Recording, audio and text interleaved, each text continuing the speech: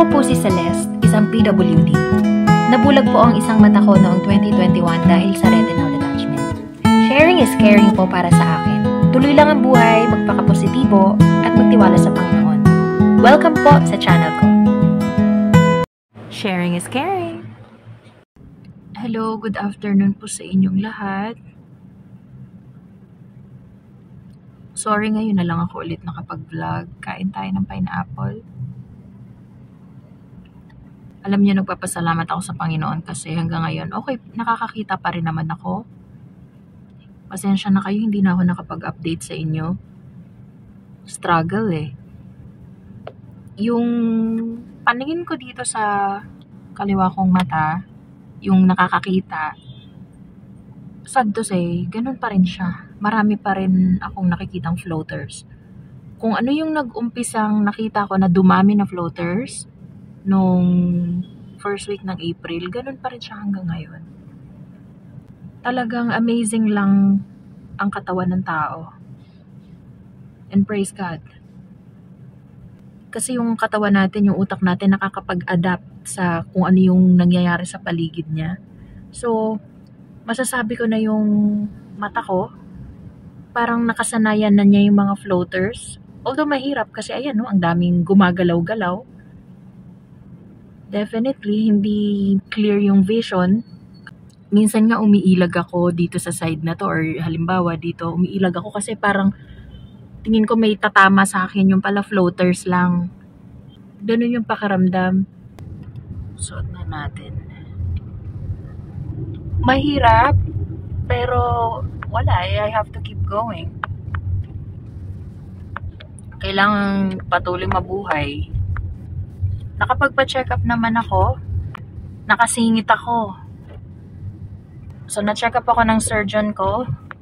And salamat sa Panginoon kasi yung retina okay naman daw. Hindi naman nakitaan ng kahit na anong punit or butas. So, salamat sa Panginoon kasi yun yung pinaka-concern namin. Mahirap na pag nag-umpisa ng magkabutas or magkalatis. Pero ang sabi sa akin ng doktor about the floaters is andyan na daw yan, hindi na raw yan mawawala. Pwedeng ma-lessen. I have to keep myself hydrated.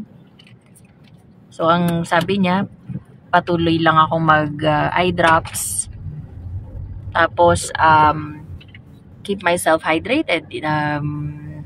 Binom ako ng tubig and liquid.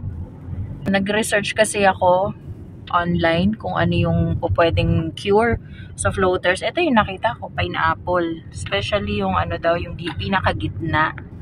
So, marami-rami na rin pineapple ang nakain ko. And, in fairness okay siya.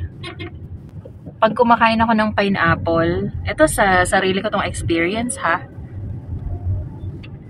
yung floaters na mga itim, hindi siya ganun ka-evident. Kumbaga, parang nagiging transparent siya sa paningin ko.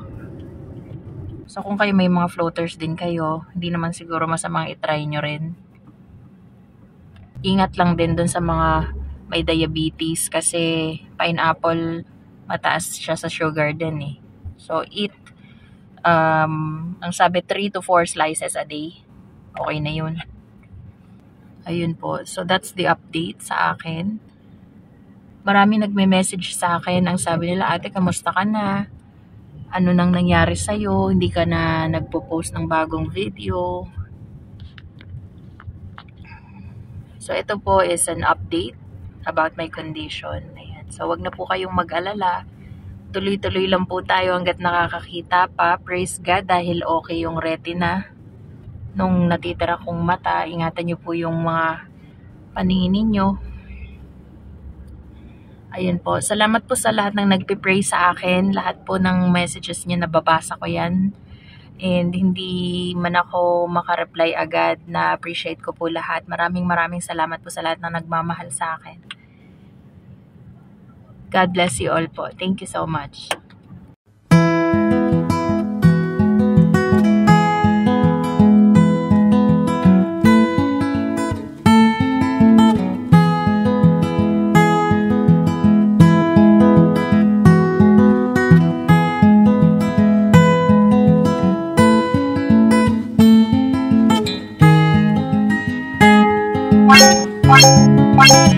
Sharing is caring.